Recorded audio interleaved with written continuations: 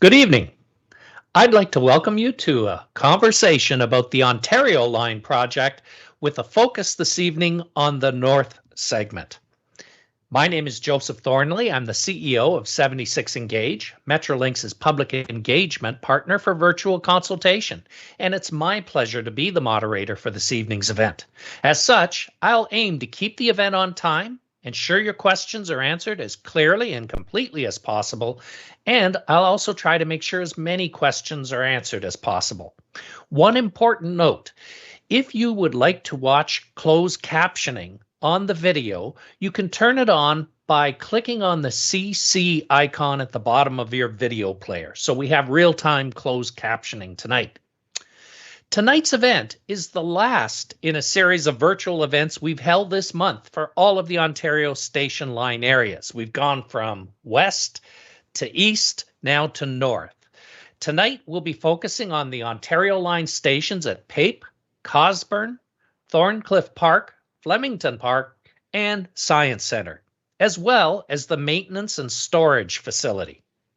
The second half of the presentation this evening will also focus on the Building Transit Faster Act and the newly designated transit corridor lands along the Ontario Line.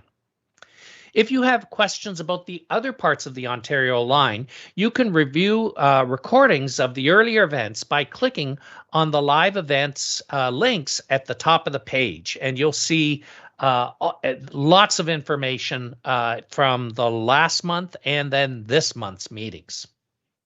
So before we begin, we'd like to acknowledge that Metrolinx operates on the traditional territories of the Anishinaabe, the Haudenosaunee, and the Wendat peoples.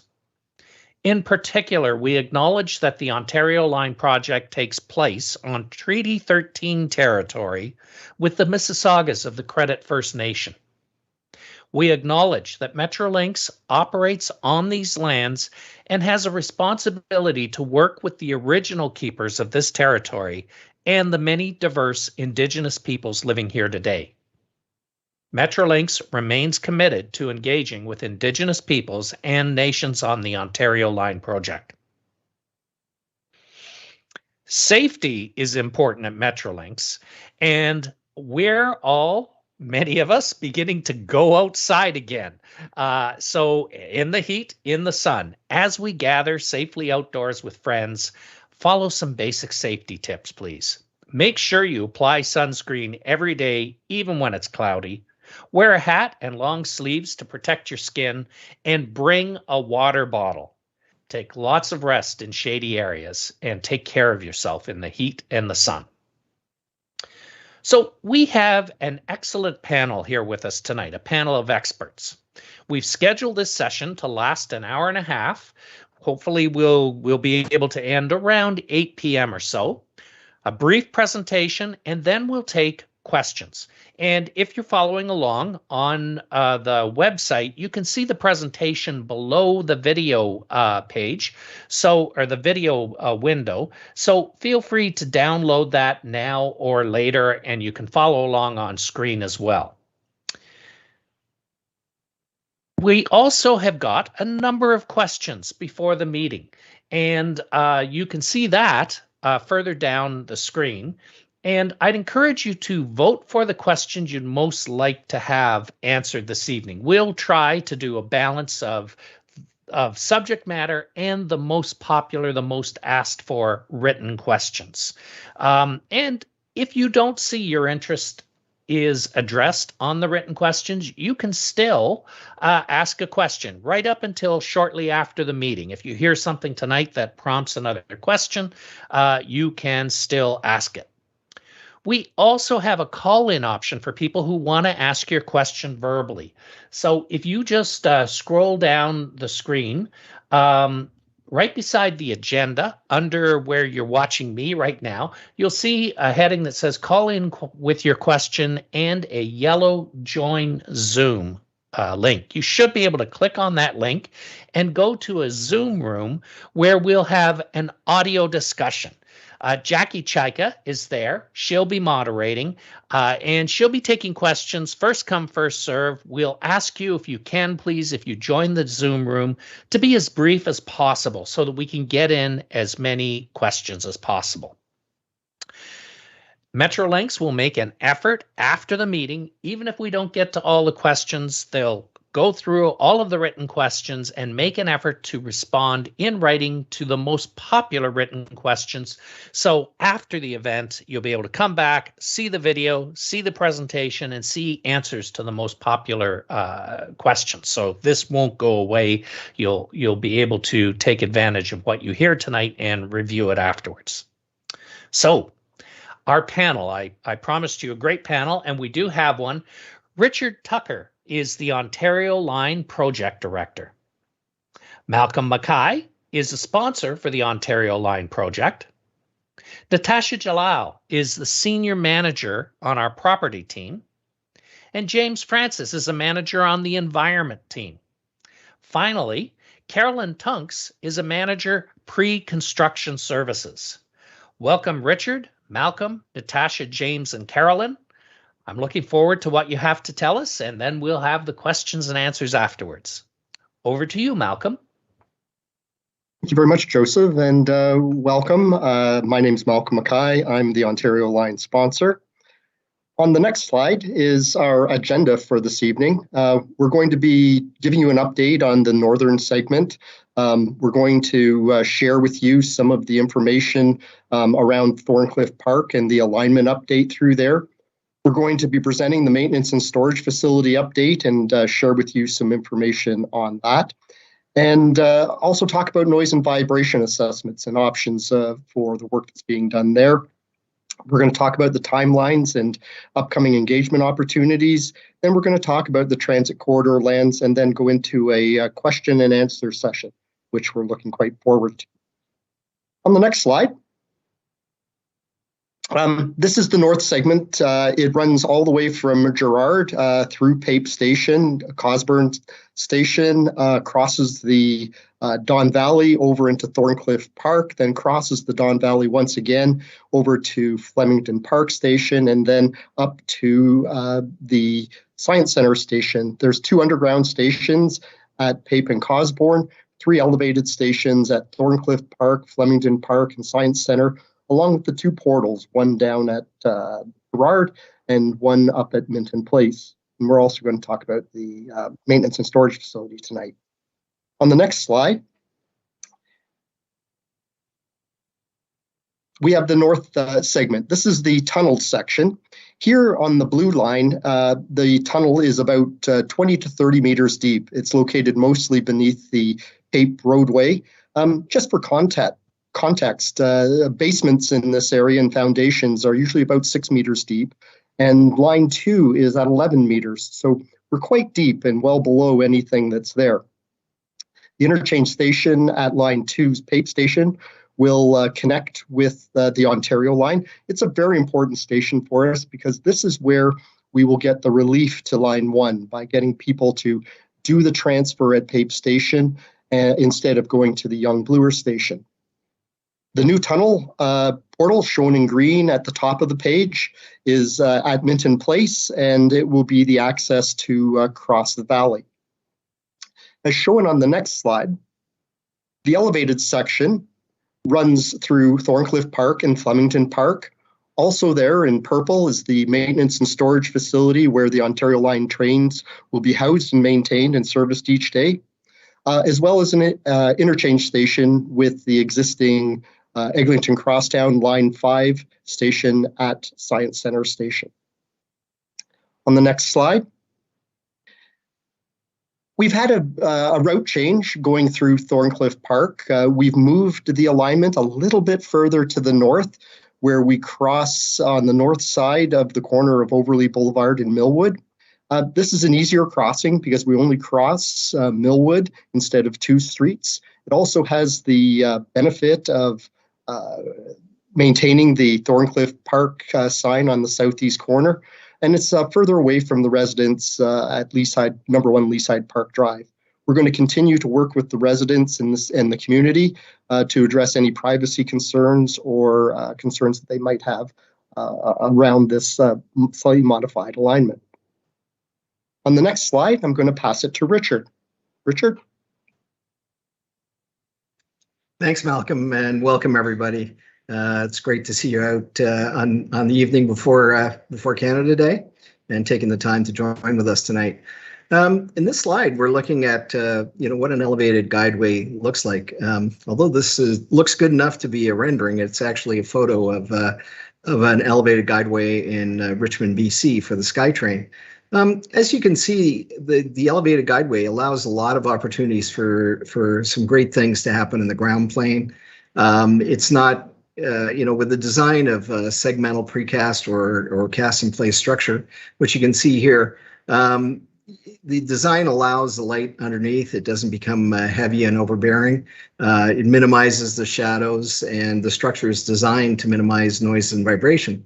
Noise and vibration is also mitigated by the fact that it's a GOA4 system, which minimizes braking and acceleration noise. And there's a number of technologies that have been used throughout the world that we'll be using to make sure that vibration and noise is not carried by the structure. The ground plane underneath the guideway gives us an opportunity to respond to local neighborhood concerns and priorities in the area. It gives a lot of chances for good public realm improvements. As you can see here, they have benches, landscaping, bike parking, wide sidewalks. This gives great opportunities for people to flow back and forth from the stations and to other areas in the neighborhood. The structure we aim to deliver is very simple, very elegant, not trying to call attention to itself, but just be part of the built environment. And as you can see here, you have pretty good sight lines all underneath the structure. So I think there's some great opportunities that come from these from elevated structures. Next slide, please. And here's some examples from around the world. We have in the center top the Davenport Diamond in Toronto. This is actually for a heavy rail. This is handles GO trains, and as such, the structure tends to be a bit heavier for those bigger trains. But even with that, it's still a good looking structure, and you can see how it integrates well with the landscaping in the park in this area. You can also see bridges from Phoenix, the Valley Line in Edmonton, and the San Gregorio Bridge in Genoa that I think is just recently constructed by Renzo Piano. So some really great examples there. These are all construction techniques that we would look at and consider, and allow, again, for the light to come underneath, and you don't have those just straight boxy beams or that kind of thing that really starts to be a little bit more oppressive. Next slide, please. I think it's back to Malcolm. Yep. Thank you very much, Richard. So now I'd like to talk to you a bit about the Ontario Line Maintenance and Storage Facility and some of the considerations and factors that we looked at to create the long list of site options. We've talked to you all about this before, but we're going to recap once again. When we looked at the sites, we looked at size and shape to make sure that the site could accommodate the storage trains for today as well as into the future. We had to look at the connection to the main track line, its constructability, length, and the cost of access. Then we looked at the land uses and the compatibility with the existing and planned uses. What we wanted to avoid was residential or large employment centers and impacts to employment. We also avoided areas where we expected significant growth or intensification in support of the Ontario line. We also looked at community impacts as well as the benefits and the environmental impacts and property costs. On the next slide, we created a long list of opportunities for the maintenance and storage facility. There were 9 of them, all generally located in the north section of the alignment. And the reason that is that we scoured the entire alignment, all the way from Exhibition, all the way up to and beyond Science Center. And This is the area that we identified that had tracts of land that were of suitable size to be able to accommodate the maintenance and storage facility. And quite honestly, there was no other vacant land in the city to accommodate the maintenance and storage facility. So we concentrated on this area.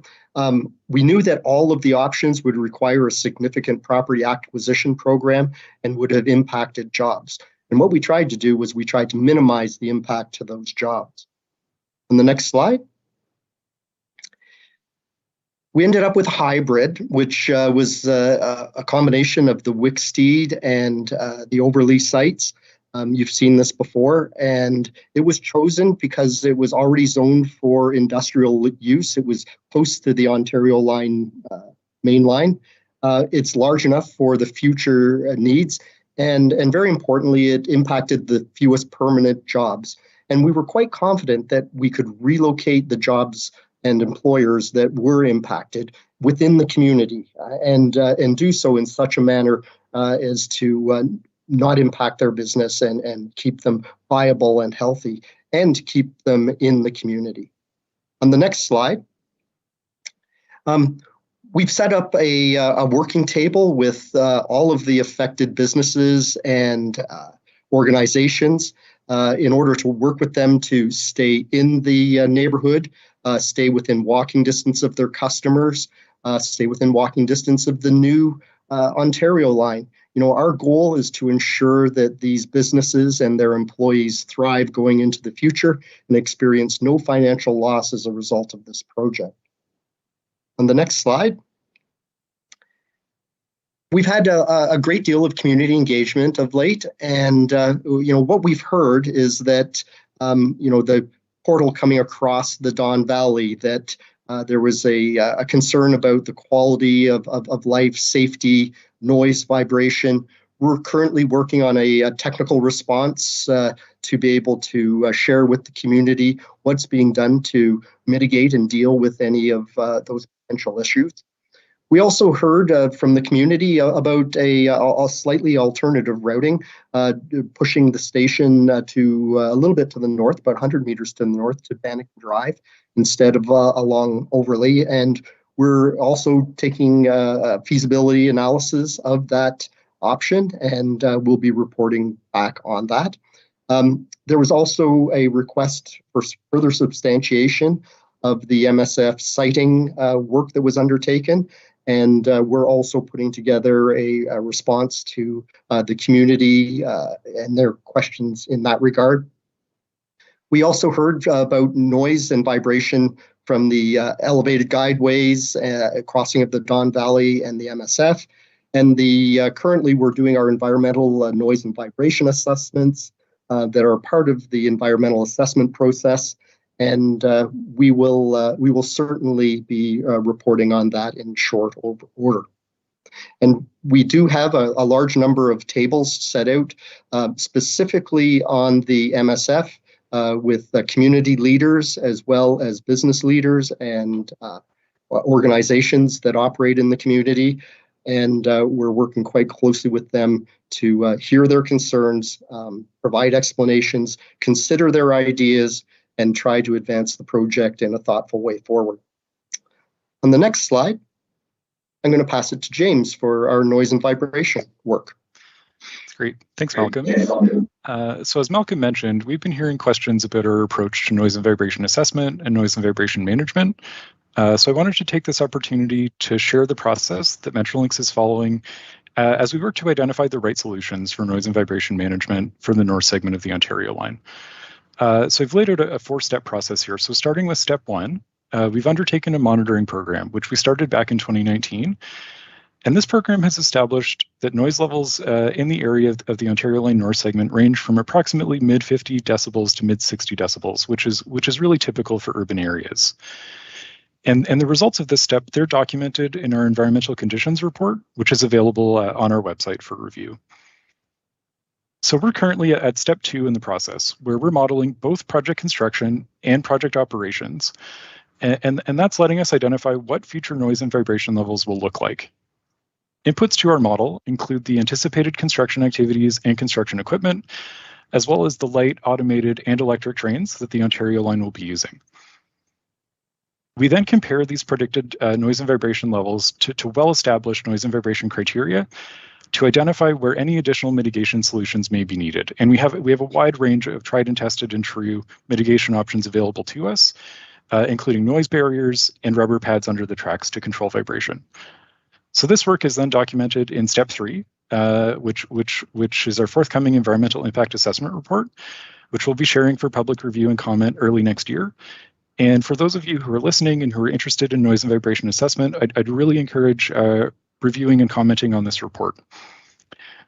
Our final step, which is step 4, is implementing the mitigation solutions. So for operation, the solutions that we identify in our environmental assessment will be implemented by our contractors so that noise and vibration stay well below applicable limits. And for construction, our contractors will be identifying specific solutions to most effectively mitigate noise and vibration for each phase of construction. And these solutions are reviewed and approved by Metrolinx prior to any construction work taking place. Next slide, please. So getting into a bit more detail about the maintenance and storage facility. So Metrolinx is designing this facility to meet very stringent provincial noise criteria that require noise to be virtually imperceptible within the community. And while our noise assessment for this portion of Ontario Line is very much still underway, so we're still in that step 2, we do anticipate that noise walls will be part of the solution for achieving these virtually imperceptible noise levels from this facility. Thanks, James. Starting this summer, we're going to be seeking community input on the barrier types for the maintenance and storage facility walls, and make sure that we have a number of options that are quite attractive and beautiful. On the next slide, we've got a series of them. We have opportunities here to apply vegetation to the barrier walls at the maintenance and storage facility. We could do graphic artwork, as you can see on this slide. We can also do windows in the walls to allow people to see inside, to see what's actually happening in the maintenance and storage facility, or semi-transparent reflective that allow partial visibility into the site. So there's a large number of options.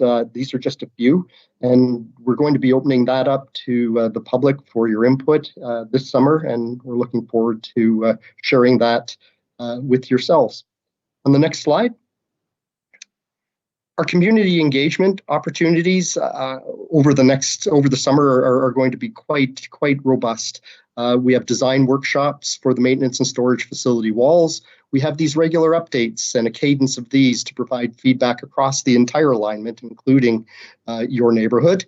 We're going to be opening our community offices on Queen Street and East York Town Centre later this summer, as soon as it's safe to do so. And we're really hoping that quite soon we'll be able to have in-person meetings with yourselves when the public health guidelines allow us to do that. Beginning this winter, the Ontario Line Impact Assessment Report is going to be issued in its draft form in January, and then the final report with your comments attached will be issued in March 2022. On the next slide, I'm going to pass it over to James. Actually, Natasha. Thanks, Malcolm. Hi, everyone. I can speak to the property discussions for the MSF area.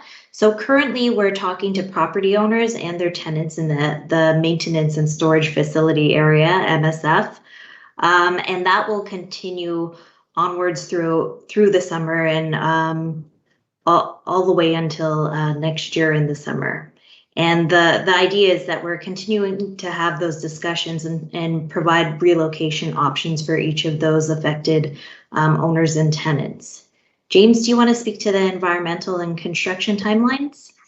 Absolutely. Yeah, thanks, Natasha. So in parallel with those property discussions, the environmental assessment work, which includes the noise and vibration assessment that I was mentioning earlier, as well as studies looking at all the other environmental factors typically looked at in an environmental assessment, like air quality and natural environment, So that work's very much underway, and as Malcolm mentioned, we'll be releasing our draft environmental impact assessment report early next year. Very much looking forward to public review and comments and feedback on that report. And we'll be digesting the comments and making updates and releasing a final report. We anticipate spring of next year.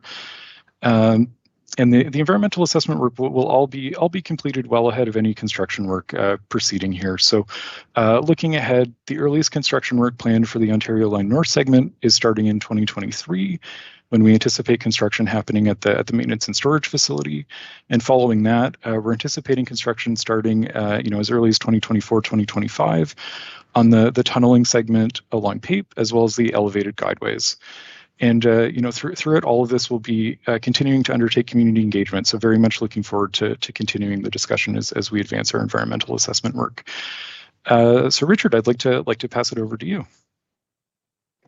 Hi, James. Thanks very much. Just as a note there, you'll also see that some of you may have seen our drilling rigs and various other testing facilities, testing programs going on in the community, and you'll be seeing those over the next couple of years as they continue on with their work in this area. Next slide, please. So great question we get a lot of is why is construction starting later in the northern segment? And in construction, it's one of those things where it's good to be early, but you don't want to be too early. Because things sit around, they can get damaged and various things happen. So with all these things, you want to deliver just on time. And the longest construction on this project is really what we call the South Civils. So South Civils is the segment of construction, so tunnels and stations, basically from the west side of the Don River up through the downtown along Queen Street and then back down to Exhibition Station. That's some 7 kilometers of work, 7 stations, 6 of which are underground, and obviously in a very complicated and dense part of the city. So that's the part of the work that takes the longest. With that, we're also procuring the RSSOM, which is a rolling stock systems operations and maintenance package. And that includes the trains and the signaling systems and the automation and the power that's required to make the trains run. And obviously, the ordering of the trains and getting them produced, designed and produced is obviously also a very long lead item to get these trains, highly engineered, factory built to a very high standard and brought here and then commissioned. So those two things are really what takes the most time. To set the stage for those works, we actually do what's called an early works contract. And that includes work in areas such as the joint corridor between Gerrard and the Don River, as well as some work out at Exhibition, where we can take some work on while we're procuring the RSSOM package and the South Civils package. And we can get that work going, and we can take risk off the table for both Metrolinx and for the contractors involved. And that just yields a faster project and a lower price for everybody. Now, North Civils is the last major segment to be procured, and it even though it's a similar kind of length to South Civils, it is there's 7 stations, but there's only 2 of those stations that are below ground, and that work is just not quite as complicated as the downtown and will take less time to complete. The other advantage of delaying the North Civils a little bit is that the Southern Civils and RSSOM get to coordinate their work early on, and the North Civil contracting can take advantage of what we found out by coordinating those two packages and the early works packages. So it'll be the beneficiary of that early coordination work. And the other thing is that the bidders on the South Civils, we have 3 excellent bidders. And it would be great to award the work to all of them, but unfortunately, as we know, there's only one winner in these type of competitions and RFPs. So there's 2 very well qualified bidders who know a lot about the Ontario line and have spent a lot of time learning about it, and they'll be able to move themselves over to the North Civils, and that way we can make sure that we're getting the best bidders we can possibly get for the North Civil package. On to the next slide, please. So Building Transit Faster Act. I think that's Carolyn. Yes, I'm up. Hi, everyone. Good evening. Thanks, Richard. So we're going to kind of switch gears here, and I'm going to share some information on the Building Transit Faster Act, the transit corridor lands, and what both of these items mean to property owners. I do want to make a special mention that if there's anything we missed or we don't hit on during the slides or in the Q&A, please reach out to us after, give us a call, and let us work with you to address any concerns that you still might have. Okay, so for the Building Transit Faster Act, for those of you who don't know, it's essentially a toolkit that provides Metrolinx with measures to expedite the delivery of transit planning and construction by way of legislation. So it came into force last year, and it currently applies to the 4 priority projects, which is the 4 subway projects. So measures are fully in effect for 3 of those, including the Ontario line. So the intent of Building Transit Faster Act is really to streamline processes, remove barriers that would otherwise impact the timely completion of these projects. But it's also to enhance and encourage improved coordination and better partnerships with our public and private stakeholders. So next slide. Okay, so the transit corridor land. So this is really the backbone and the focus of the Act. So under the Act, we are required to designate area called the transit corridor lands. And so a common question we've been hearing was, how is this determined? How did you guys create this, the transit corridor lands? So Metrolinx undertook a technical exercise where we identified the spatial requirements, and we did this through a sequenced approach. So these are outlined here on the slide, 1 to 4. So the first thing we did was we identified the lands needed to plan and construct the tunnel, elevated alignment, and station infrastructure. And then we added a 30-meter buffer around that to serve as an immediate safeguard for those lands. So then we went back and we did a deeper dive and made manual refinements to look at project-specific needs more closely. And so this would account for construction means and methods. So for example, staging, access, laydown. We also had to consider, are there other projects happening in the area? Is there an area where we need to access in the future to conduct more studies? So, you know, several various refinements. And then we moved to number 4, and this is sort of the point where we've been providing a lot of clarity. So there, beyond steps 1 to 3, there are some areas where we expanded even further. And this is what we call our bump out.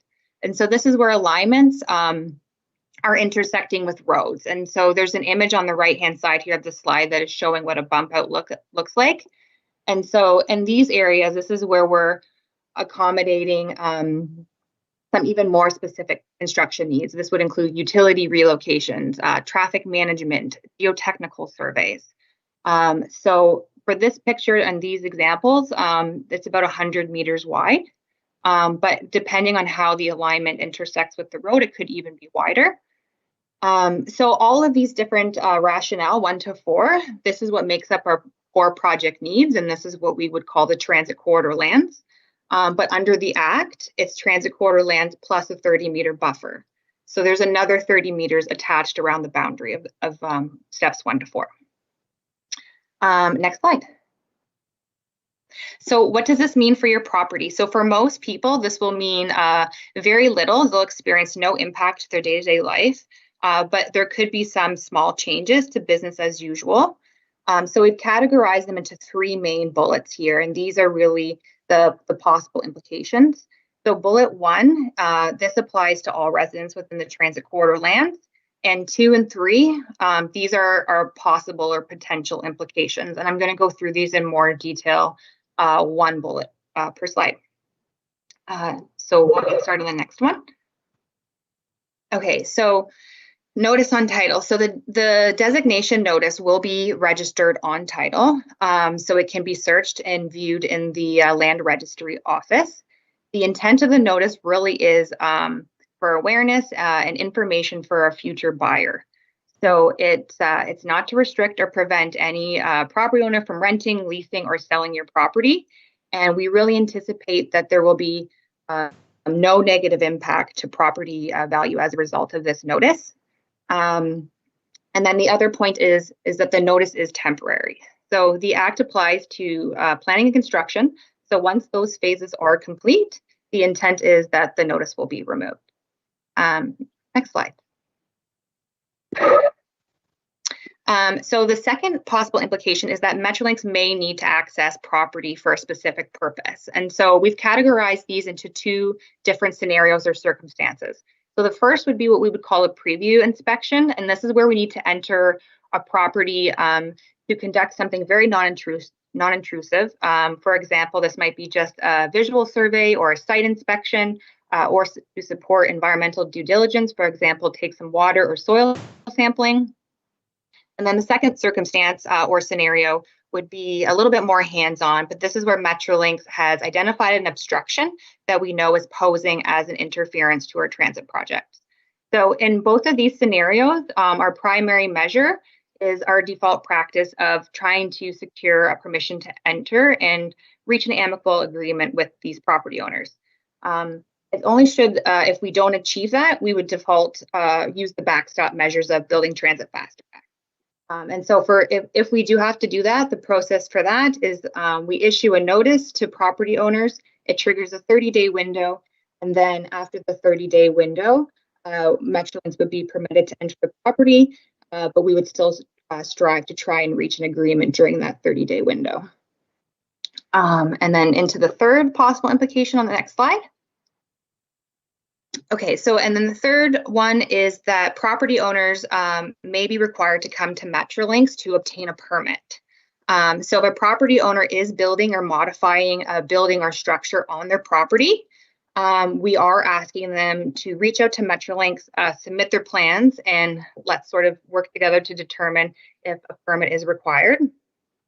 Some examples of projects that might require a permit include extensions to homes, decks, pools, sheds, any large exterior renovation project. Interior renovations would not require a permit.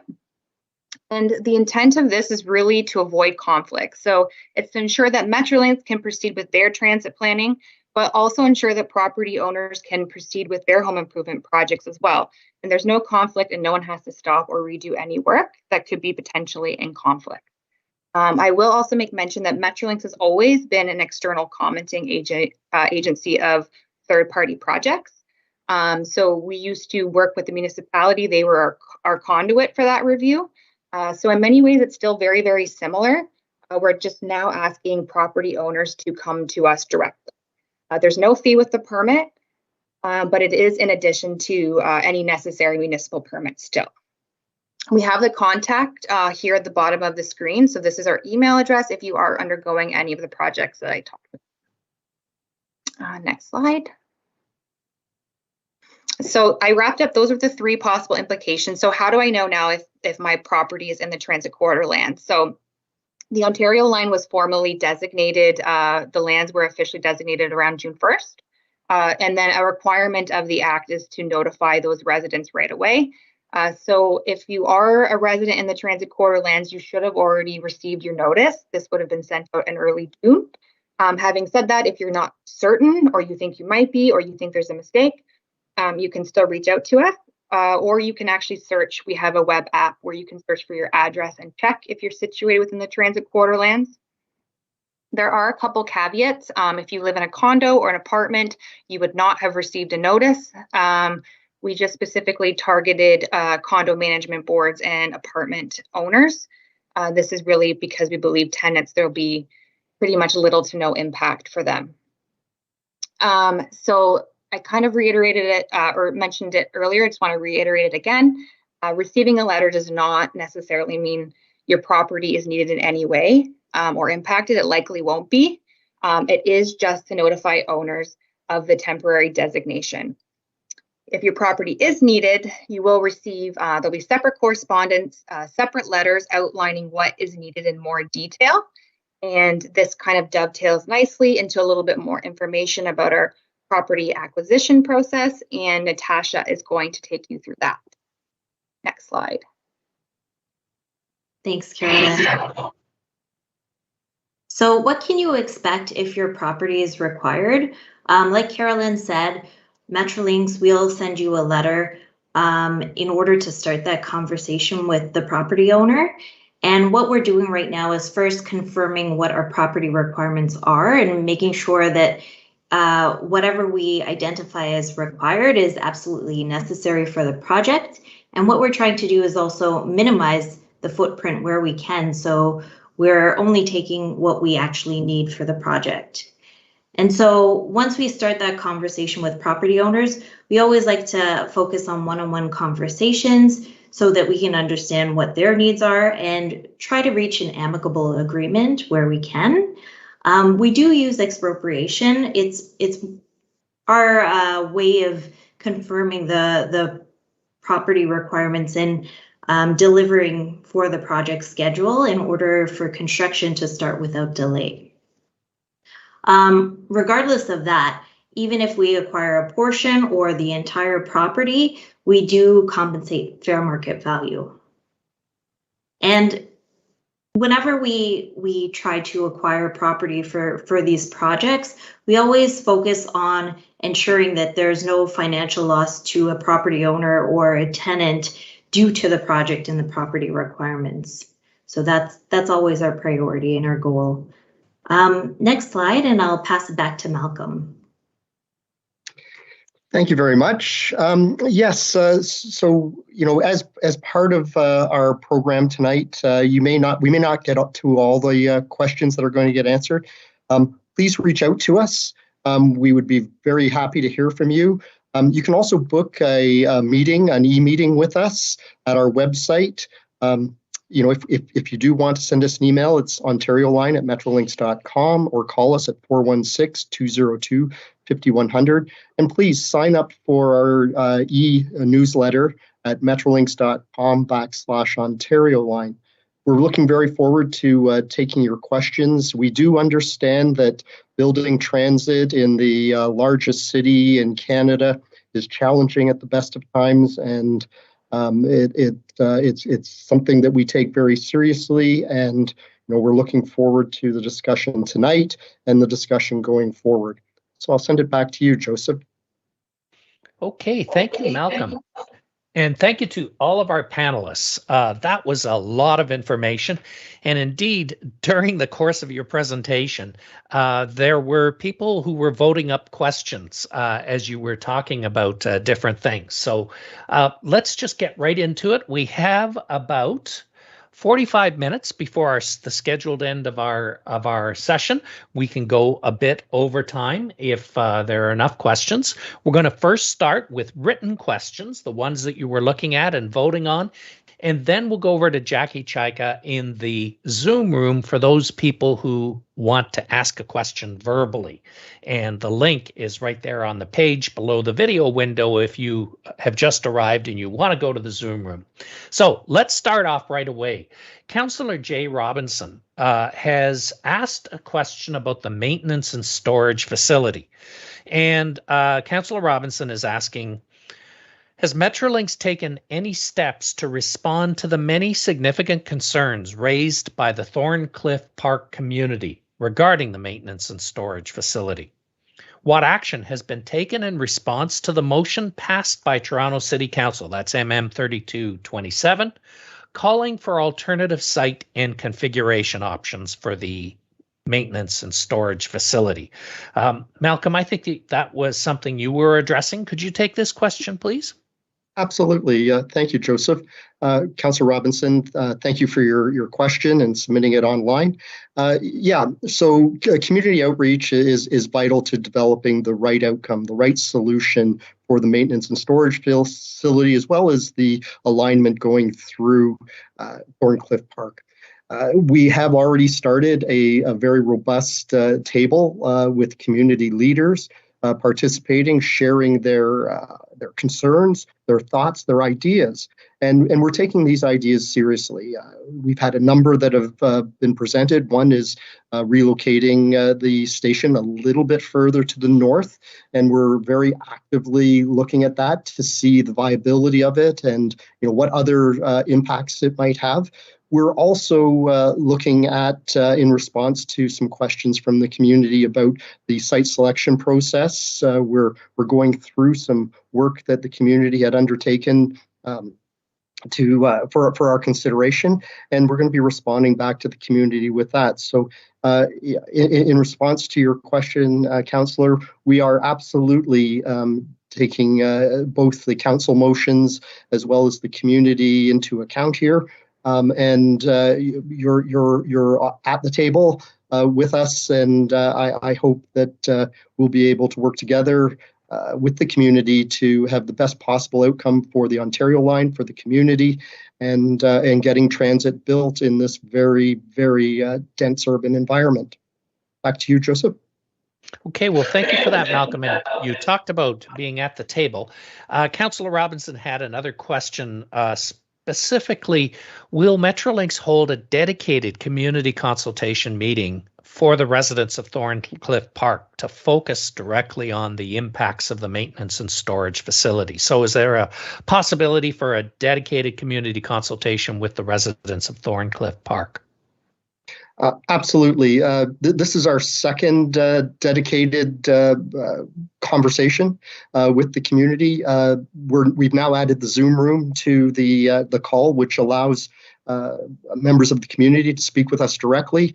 And no, we're completely here for the community. We want to develop our program to respect the community and understand their needs, understand the things that we can do to do better in the community. So we're all ears. We take everything that's said to us seriously, and we evaluate it carefully, and we report back appropriately. Back to you, Joseph. Okay, thank you.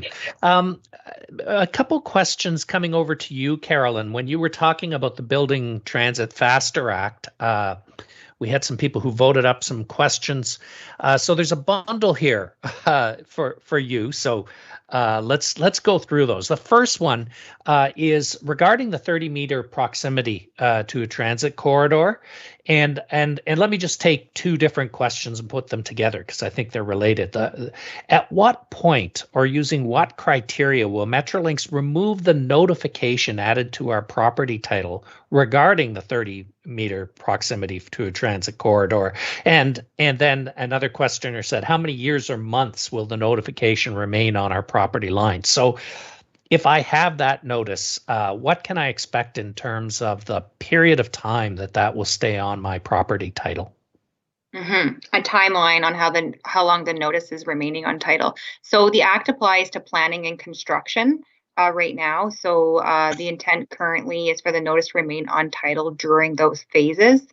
So to associate some timelines with that, we are anticipating construction to be complete around 2029.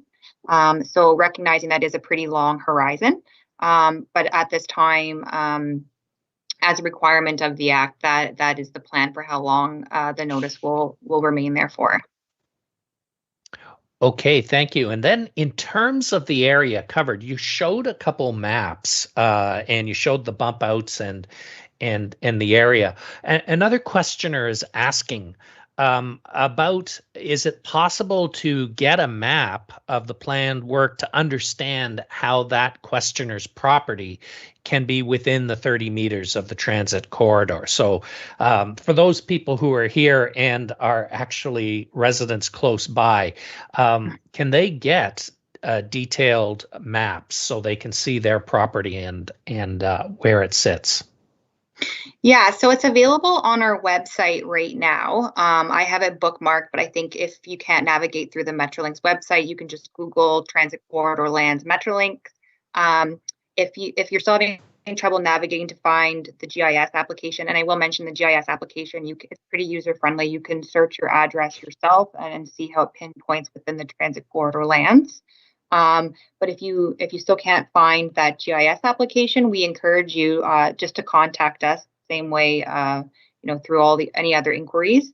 But also if you just want to understand it at a more like specific detail, a property and how it relates to the transit corridor lands and the buffer, we encourage property owners to set up a meeting with us. We can sometimes go into a little bit more detail at that level, and it could be a little bit more helpful than just looking at a website. So I think there's different avenues, but right now the one that's available for everybody is on the website.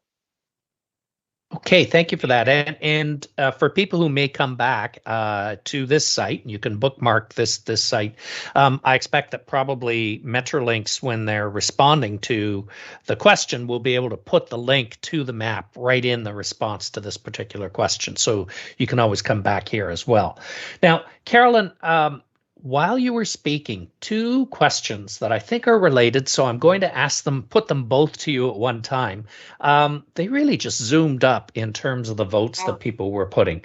And the first question is about property now that liens are received and during builds. And the second question is house valuation. So let me read them together.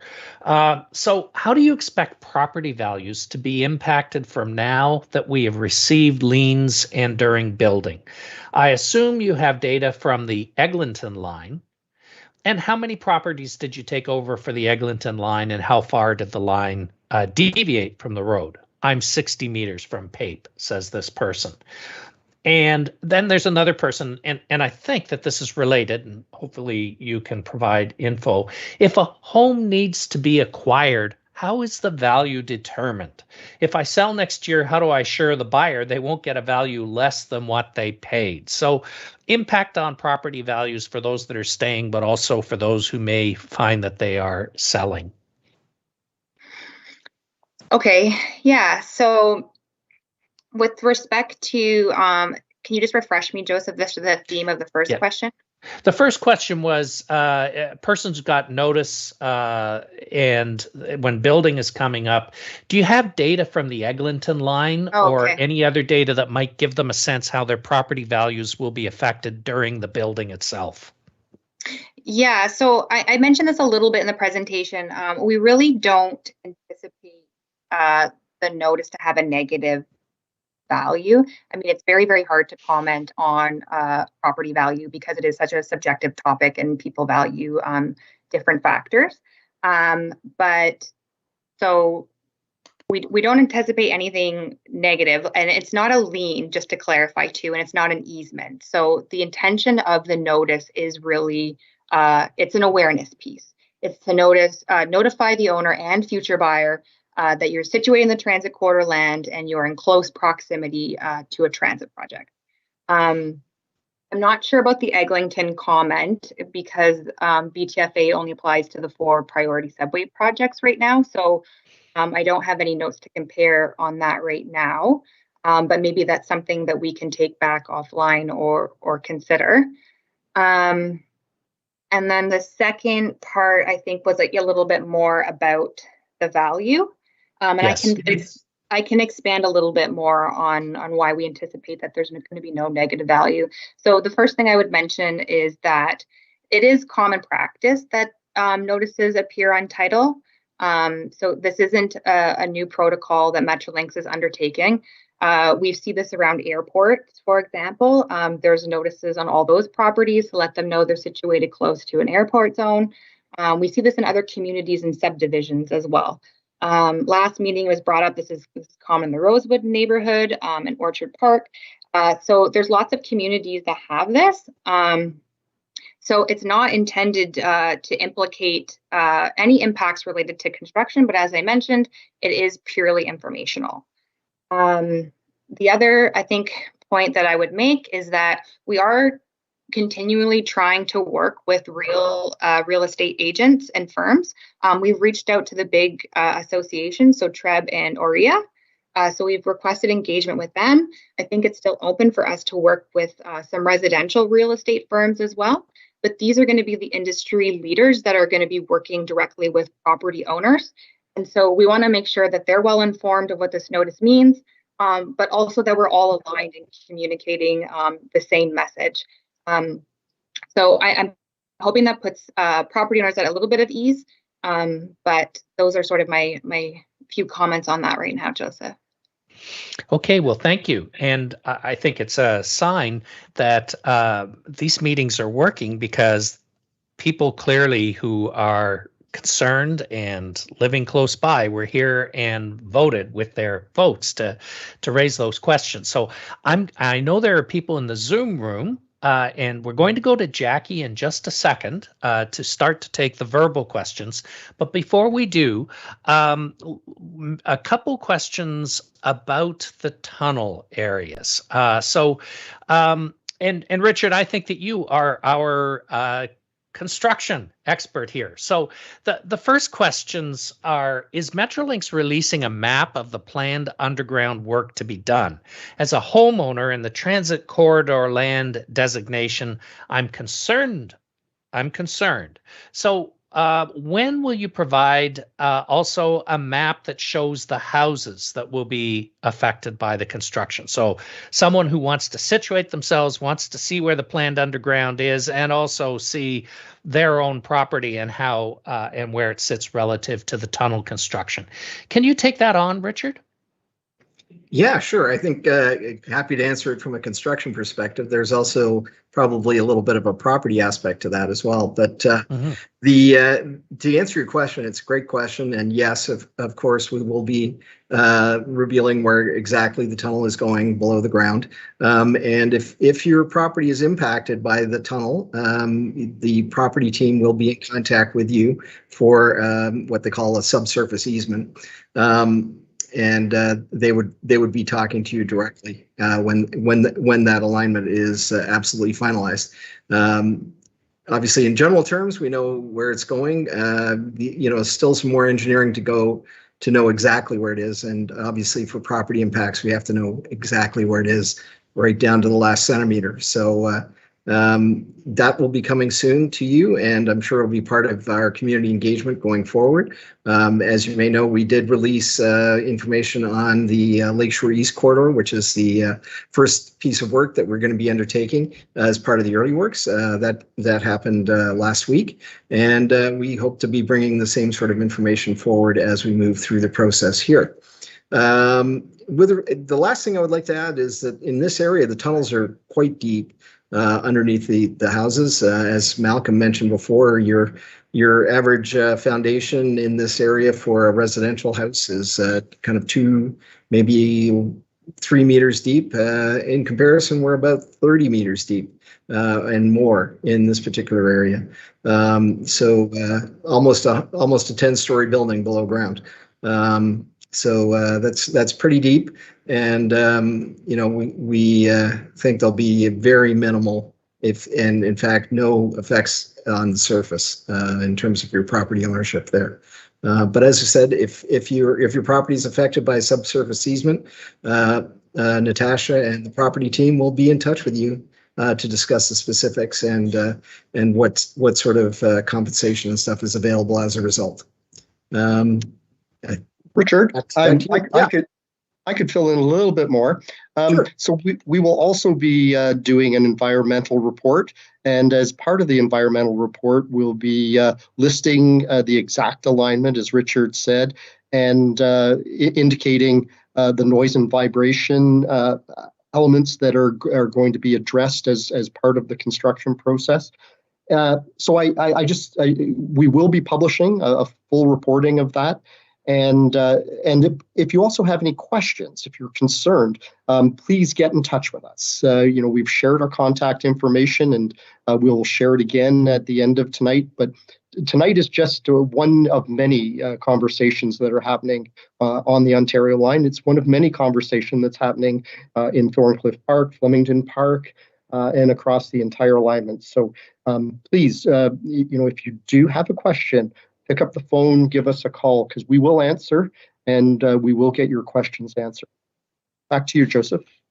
Okay, thank you. So we have a number of people in the Zoom room waiting with Jackie Chaika to ask questions verbally. Let's go over there, give those people a chance to ask questions, and then just before we end, time permitting, we can always come back here and answer some more of the written questions. And remember, the written questions, Metrolinx will be providing answers to those even after the meeting. So if we didn't get to them tonight, your question is registered. But let's go over to Jackie right now. Jackie, do you have people who want to ask a question out loud there? Thank you, Joseph. Yes, I do. We have a good number of people looking to ask questions tonight in the Zoom room. So we'll launch right into our list because we do have a lengthy one. Our first question comes from Nazira. Nazira, if you could please unmute your mic, you can go ahead and ask your question. Thank you, Jackie, and thank you everyone for their presentation. This question is actually directly for Malcolm. It's 2 parts. It's very short answers, yes or no, for both questions. For 83 days, the Thorncliffe Park community has been saying that it does not want a train yard. Can you acknowledge this publicly? Have you heard this? And the second question, will Metrolinx commit to exploring alternatives to Thorncliffe Park as a site for the MSF? Just yes or no, that's it, both questions. Thank you. Yeah. Hi, Nazira. Nice to hear from you.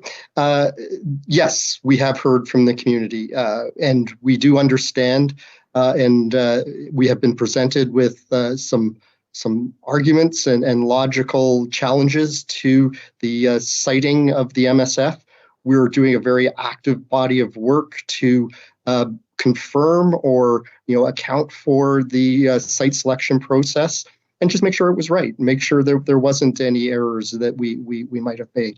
And that challenge is healthy, and we welcome it. And we will be meeting with you and at the community table to explain the outcome of our evaluation and further dialogue on that.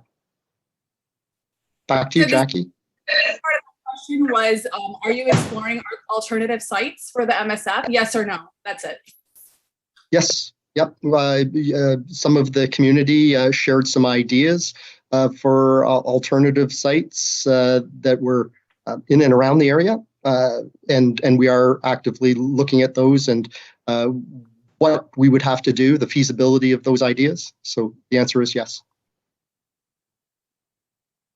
Great. Thanks so much, Malcolm.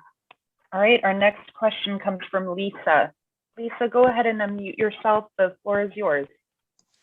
Thank you very much. I just wanted to reiterate and underscore with Nazira that at One Leaside Park Drive, I'm a resident and owner, that we are united with, we are the Thorncliffe community and united in moving the train yard. That's first. But there's a second issue as well, and we're equally concerned as residents who are going to be potentially meters away from the alignment as it currently stands, that the privacy, safety, noise, visual impairment, and all of the other real detrimental impacts of an elevated rail need to be underscored. And so I know I've underscored this at the community table. I want to underscore this with the community as a whole.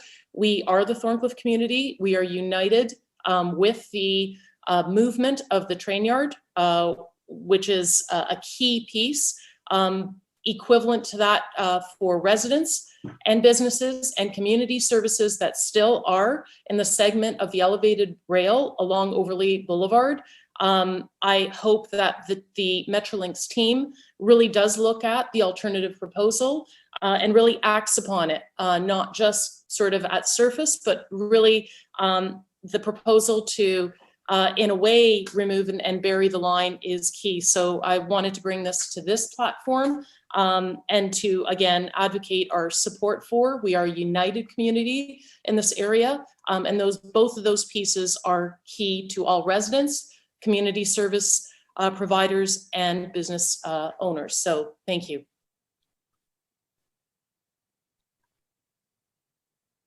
So I could just chime in a little bit. Yeah, we have absolutely heard that, and we understand that.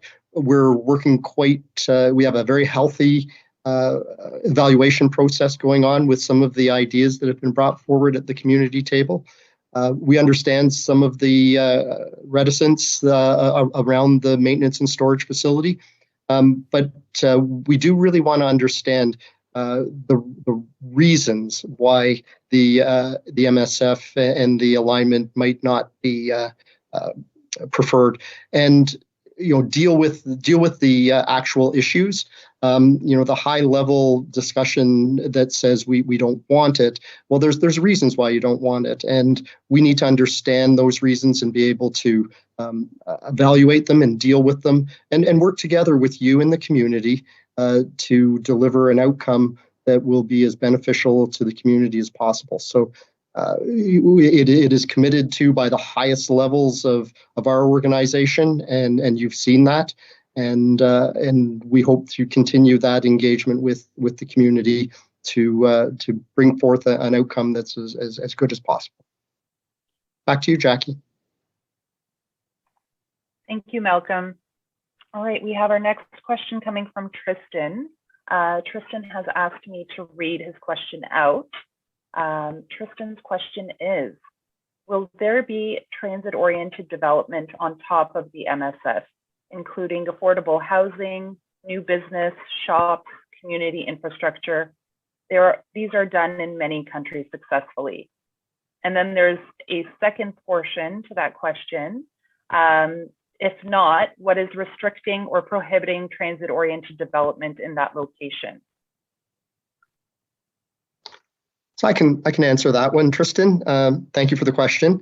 The transit-oriented community program is a follow-on that comes after the building of transit. Our job is to deliver the transit. We're working quite closely with Infrastructure Ontario in the delivery of the program. And you're absolutely spot on that there are opportunities for a potential overbuild on the MSF.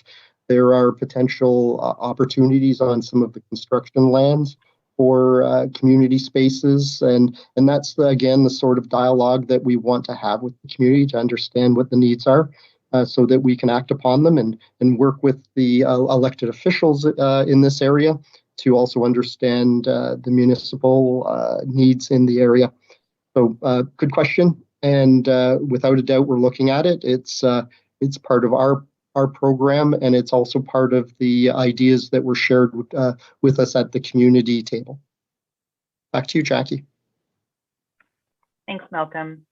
And we also have another question that I've been asked to read out, which asks, why was the MSF not at East Harbour?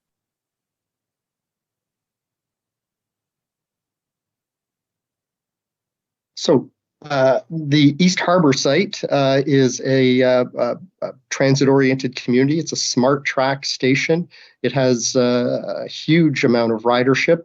There is a program to develop and build the East Harbour site to provide employment opportunities as well as residential opportunities. So the East Harbour site is not available for a maintenance and storage facility is the long and short of it. Back to you, Jackie. Thanks, Malcolm. All right, we're going to go to our next question coming from Hayden. Hayden, go ahead and unmute yourself. You can ask your question. Yes, hello. My question is, how wide are you planning for the PAPE station platform? It's basically because, the Bloor-Yonge station is very crowded. And, we are talking about expanding the Bloor-Yonge station, and the Ontario line is supposed to be a relief line for the Yonge line. And so I just want to know how wide you're planning for the PAPE station. Would it be able to handle all the traffic that coming from line to another, and also the station falling, basically? Hayden, that's another good question. You throw these good ones at us all the time. So we have designed the width of that platform to be able to accommodate the full AM peak period ridership. So from a width point of view, you're absolutely right. You mentioned Yonge and Bloor. Yonge and Bloor has an inherent problem is that it's end loaded. It's built like a T. So everybody comes in at one end of the station and then has to go down the entire platform in order to spread out. And you tend to get people that won't necessarily move down the platform. So you end up with a much higher level of crowding at one end versus the other. The PAPE station design is more like a plus sign, so that you get somewhat better distribution on the Ontario line going south in the AM peak. And we certainly have learned from projects of the past, and we do really understand the way that the passengers will move and have accommodated that in our design. Anyways, thank you for the question, Hayden. Back to you, Jackie. Thanks, Malcolm. All right, we're going to go to our next question coming from Mary S. Mary, go ahead. It's me, I guess. Thanks. Hi, Jackie. So following up on Hayden's question with respect to PAPE Station, where precisely are you looking to site the entrance and exit? I've actually seen a map provided by you, not you personally, but Metrolinx, that shows the entrance and exit on Danforth. And I was wondering, how many properties are you going to be acquiring, and can you provide us with a list of those properties? Follow-up question to Malcolm is about this environmental report that you mentioned was going to be published. And I was wondering when we could see that, and when can the community comment on that? Well, James, you can talk to the environmental report. I believe that it's coming out in January of this year to gather comments, and will be issued in its final form in March. Do you want to just confirm that and what the report will touch on, James? Yes, absolutely. That's correct. Thanks, Malcolm, and thanks, Mary, for the question. So we're working to advance that environmental impact assessment report, and we'll be sharing it with the public for review and comment, anticipating January of next year. So very much looking forward to the public review and comments on that. And the environmental assessment will cover all of the typical factors that we look at in an environmental assessment. So we'll be looking at noise and vibration impacts and mitigation solutions, air quality, traffic, natural environment, cultural heritage, archaeology, and so on and so forth. So it's a really detailed look at how we're able to best mitigate any impacts that the project will have. And so really excited to be sharing that report with the community, and looking forward to the feedback we'll be receiving on that. Malcolm, I'll pass it back to you for the rest of the response. Super, James. Thank you so much. Mary, you were also asking about PAPE Station and the properties. So we're still evaluating PAPE Station, the construction staging areas that are required. Our goal is to have an entrance on Danforth. We'd like to use some of the existing entrances to PAPE Station. So that work is still ongoing. The properties haven't been finalized yet. We're collaborating with the city on what the impact in that area is, and what opportunities are available. So it's in the North contract, so it's not an immediate rush item for us to do, which is why we haven't responded to it yet. But we will be coming out with that in very short order. Back to you, Jackie. Thanks, Malcolm. All right, we're going to go to our next question coming from Andrew on behalf of One Tiger Yoga. Andrew, go ahead. Hi, guys. Thanks for hosting this meeting. I just had a quick question. What is the timeline for the relocation of businesses in the Thorncliffe Park community? And when can affected businesses in the area expect to have to either move or close? So maybe I can speak to that one. Thanks for the question, Andrew. I think basically we've been talking to owners and tenants in the area, and the plan is to identify relocation options for all of them over the next few months, and work towards having everybody kind of in their new locations next year.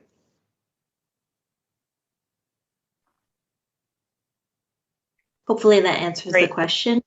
Yep. Oh, and Andrew, what I would suggest, if you have any questions whatsoever as a business owner or employer in the area, is please just give our property group a call. We're happy to meet with you and have any discussions that you might have, and answer any questions that you might have. Back to you, Jackie. Thanks, Malcolm. Thanks, Natasha. All right, we're going to go to our next question coming from Chris. Chris, go ahead.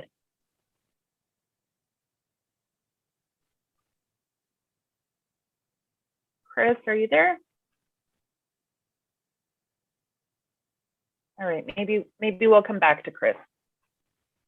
Next question is from MPP Tabbins. Can you hear me? Yep. Wonderful. Thank you very much. I appreciate the opportunity. 3 questions. First, someone a few minutes ago said that an early works report had come out last week. If I misheard, please correct me. If I heard correctly, I hadn't seen that, and I would appreciate a link being posted to the chat. Second question is about the size of the transit corridor, which has been a big issue along the length of the corridor in my riding, and certainly it has been a big issue at the top of Pape on Minton on Hopedale. You are, in the course of this project, going to be narrowing the area that's actually going to be required for construction and for planning. And I'd like to ask you, because I know it's not you, this is your political masters, I'd like you to go to them and say, look, as we eliminate areas that are not going to be part of this construction project, let's free them from the construction corridor so they don't have to deal with the constraints that Metrolinx will be putting on development in their backyards, and so that they won't have to be covered by the notice on property that they're in a transit corridor. What we have now is a situation causing an awful lot of anxiety and frustration. It would help people a lot if they could be informed that they weren't going to be needed for the construction process and they could be taken out. The second or the last question I have is, and I've mentioned this to the group of you before, but the requirement that the notice on property continue until the construction project is entirely completed just seems unreasonable to me. And again, this is a political decision, not a decision at the level of civil servants. But I think you can advocate on this. And just saying, when an area is no longer under construction, because you're not going to be doing construction at Pape and O'Connor for a decade, you'll be there, you'll be in there, and you'll be through there, and you'll be on in a few years. Taking that notice off people's title would, again, substantially reduce anxiety. Many people have said to me, 1 or 2 years notice, I can live with that. 10 years, that's really far too long, not reasonable. So I'd appreciate your comments, and if you could make a commitment to raising this so that we can reduce anxiety where, frankly, it's very practical to do so. Thank you. Thank you, MPP Tabbins. Always a pleasure to hear from you. We'll break this one down a little bit. So, we did meet with you and we did discuss the potential to evaluate and narrow down the corridor. We are going to, kind of approach this and make recommendations just as suggested. So yes, you can count on us to make those recommendations and approach. As for the end of construction period, we also spoke about that, and we do know that there are going to be various endpoints for pieces of construction, and that kind of links into the opportunity to reduce the corridor size. So we will be taking that up appropriately, and now I'll pass it back to James to talk about the early works report. James. Thanks, Malcolm, and thanks MPP Tabbins for the comment. So you're absolutely right. We published an early works report for the Lower Don Bridge and the Don Yard last Tuesday, so June 22nd, and that kicked off a 30-day public review period. So the scope of works covered in this early work report, we're looking at the new bridge north of the existing rail bridge, crossing the Don River and crossing the DVP, and then some shifts of tracks nearby in the yard, in the Don Yard required to accommodate that infrastructure. So it's a standalone environmental assessment report assessing these early works, and very much encourage review of the report and public comment. And I believe Jackie will be, if she hasn't already, sharing the link to that report in the chat in the Zoom room. So looking forward to any comments that the folks may have on that. And I'll pass it to you, Carolyn, I think for part 3. Thanks. Yeah, I'm just going to, Malcolm kind of tackled the point I was going to make. I was just going to add a little bit more detail. So MPP, we've totally heard your concerns with respect to this. We heard it last meeting and then via email shortly after that. So we'll take what you said and convey it back to our parent agency and try to work with them. See if a phased approach is an option, or if we can confirm where there are no impacts, can we take or remove those out of the transit corridor lands. I did try to explain a little bit more, and I know we met with you to explain why they are wide in some areas. We really are trying to be proactive and safeguard for various implications like utilities and traffic areas. We might not fully know the extent of construction yet. So that really is the genuine intent behind it. But fully appreciate your thoughts on that, and we've committed to taking this back and looking into it. Thanks, Carolyn. All right, we're going to go to our next question from TJ. TJ has asked me to read it out. So TJ's question is, will detailed drawings and specifications be available for community comment? We want to make sure that contractors are procured fairly, and also specific structures that may be built that could interfere with the way the community uses current spaces are considered. So I think, once again, this is probably a shared one between Richard and myself. And the one thing I can say is that our procurement process is very fair. It's transparent. We have a fairness monitor that their sole role and responsibility is to ensure the fairness of the procurement process. And I've been part of it, and I can say it's my first time through the provincial procurement process, and it's very, very well run.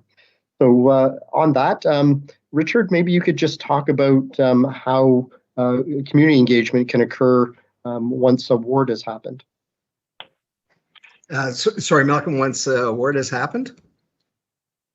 Yes, so that what sort of designs we'll be sharing with the community, and there are opportunities for some design, i.e., in examples being the barrier walls around the noise walls around the MSF. We also have the same opportunities through the joint corridor.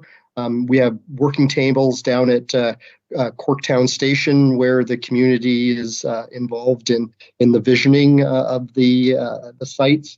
So there are many opportunities for public input to the built form, and those opportunities will be shared as soon as possible. Right now, we have a very active opportunity in the Thorncliffe Park area around the MSF, around the station.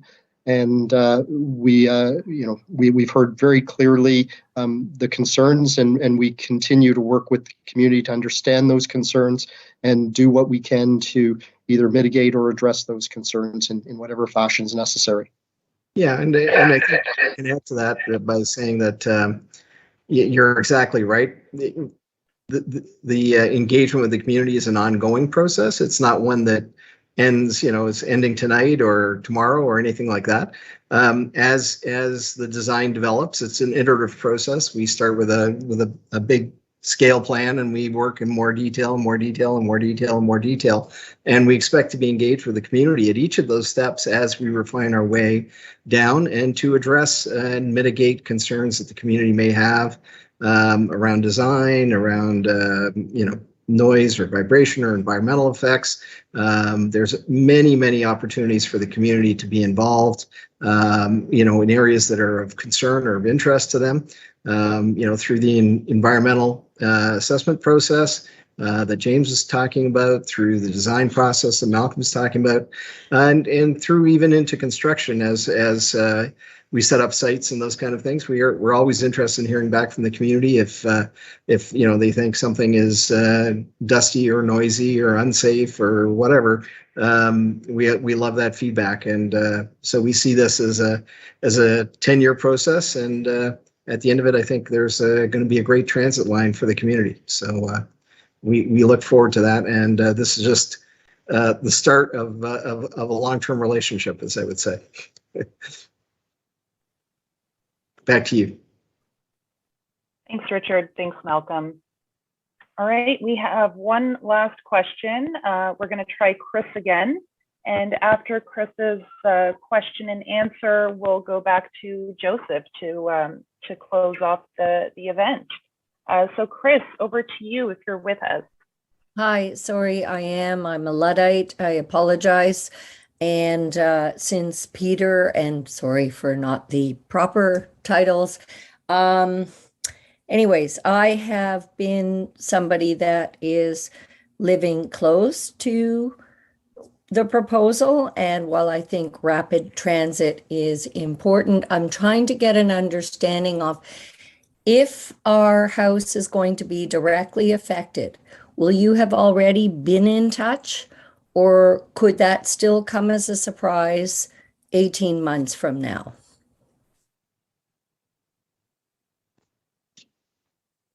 So maybe I can speak to that one. I think typically what we do is we reach out to you as soon as we have a confirmed property requirement. If you haven't heard from us, please contact us and we can make that confirmation by, talking about where your address is and where your specific residence is. And that way, I think then you'll have some certainty on whether you are affected and we need to start talking, or maybe this is an area where we haven't finished our design yet and we'll keep in contact with you, but at least then you'll be having a direct contact with Metrolinx, so you'll hear first and right away. Okay, appreciate your answer, but as a family that lost a house to the Spadina Expressway that never happened, I'm a little skeptical, but thank you. I appreciate Peter Taubin's questions, and maybe I will direct my support towards him to keep on this. Thank you. Yeah, and Chris, I just want to reiterate,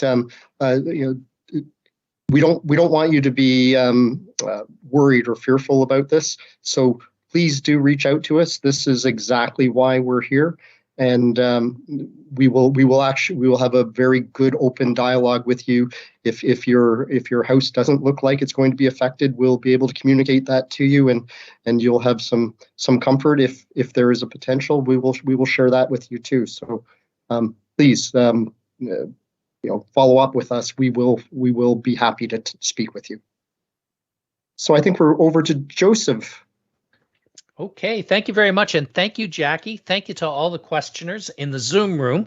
We have a couple minutes left, and there was a topic area, bridge and parkland. There were a couple questions that were placed in the written questions earlier. Let's just try and cover them relatively quickly. The first one is Seton Park. And the impact on the park amenities. And the question is the line going to affect the public archery range in E.T. Seton Park? The recent route maps show the Ontario line passing through or very close to the range. Are you able to talk about what might be happening there? Richard, perhaps? My apologies. I'm not exactly aware of where that archery range is. So Malcolm, do you know where it is? Yes, I do. So okay. we have done some minor adjustments to the Ontario line through this area. So we are looking at what the impacts are, and if there are impacts, and we'll be able to report back at the next meeting the final outcome of this. Once it's built, we expect that there will be no impact. We just have to make sure that the build doesn't have some impact on the operation. Okay, thank you. I wanted to get that in. And one final question, and that's the bridge crossing and portal at Minton Place. And the questioner has said that the City of Toronto archived hydrogeological maps indicate a stream and perhaps an aquifer and unstable shale rather than bedrock under the proposed portal and bridge landing on Minton Place. Has Metrolinx found something different in your recent investigations? And are you willing to consider the existing bridge as an alternative? What are the risks and costs of proceeding with the present alignment? That's a big question, but I just wanted to get it asked tonight, given its nature. Richard, are you able to tackle that one? Actually, this came up, Joseph, in a meeting that we had recently with one of the community groups, and we did reach back into our geology team, and we do see what is called a perched water table there. It's a slightly higher water table than the adjacent lands, but we do have means and methods to be able to deal with that. I was assured that it was not unexpected, and but that the engineers were actually building around the exact geologic conditions that are in that site. So right now we don't have plans to alter there. Richard, do you have anything else to add to that? Yeah. I mean, I think the question came up at our last meeting, and it is a good question. And there is, in fact, a higher water table in that area, and compared to other parts of Toronto. And we do use a secant pile approach, which are basically big interlocked concrete circles that are cast in place, or a secant, what's called a slurry wall. Both of those techniques are designed to seal the excavation from any water, mud, sand that could ingress into it. So it's not, I mean, some sites you see in the downtown have, steel piles, and they put slats of wood between them, and there's water and stuff coming between them. That's not what we'd be using here. It would be effectively what we call the sealed foundation method. So it's essentially watertight and sand tight, recognizing the high water table here. And yes, again, with the shale, Georgian shale predominates throughout Toronto. Typically, the top of it is quite broken and weathered, depending where it is. Can be quite substantial. Again, that's part of what we do in terms of the foundation design, and the shoring design takes that into account. And we wouldn't be relying on any broken or damaged shale. We would be socketing into solid bedrock. We verify that on site. As the drilling machine goes down, they actually inspect it. They send cameras and various things down to inspect what's happening at the bottom. And they obviously look at the material that's coming up to make sure that it's good quality material and it's well-founded. And then, last you say, well, that all sounds great, but what happens if those things don't seal up quite properly? We do have a number of techniques then as well. We can go in and what they call grout inject or epoxy inject. So there's a crack or something that didn't quite seal properly. We can come back afterwards as we dig down and expose that area. We can get in there and inject that area to seal it up, from basically drill through and create a block on the other side that prevents any further leakage or sand movement. Well, hopefully that helps. Oh, the last thing I was going to say is the reason for the alignment in this area being straight is to try and follow that curve up onto the bridge there is very, very difficult. And that bridge has been expanded to wider status, so there's not much load left in the bridge structure that's available. I mean, obviously, it's quite safe the way it is, but we did look at that as a possibility. But the very kind of winding alignment and the fact that the bridge had been expanded in the past basically meant that wasn't feasible. Back to you. Well, thank you for that. And thank you. I know that at the very end, when that last question comes up, and it's such a big question, it takes a little extra effort to respond. And thank you very much for that. And thank you to everybody who joined us this evening. Thank you to the people in the Zoom room. Thank you to everyone who asked a question in advance. Remember again that for those written questions that did not get answered tonight, Metrolinx is going to make an effort to post answers to the most popular questions so that your concerns are addressed. And if you have more specific questions, you can email the team at ontarioline@metrolinx.com. Right here on the page, you'll see the video of tonight's meeting, along with the written answers, will appear, and you'll see that at the top of the page, there's a contact us and a book a meeting menu, and you can use that. The contact us in particular, you can sign up for the newsletter so that you're informed of future input opportunities. Metrolinx has heard your calls for more regular information, and they will be back with more events in the near future. And as Malcolm said during the presentation, hopefully in real life where you can reach out and touch someone. So thank you again to everybody. Thank you to the presenters. Thank you to you, the participants, the concerned community. Good night and stay home safely.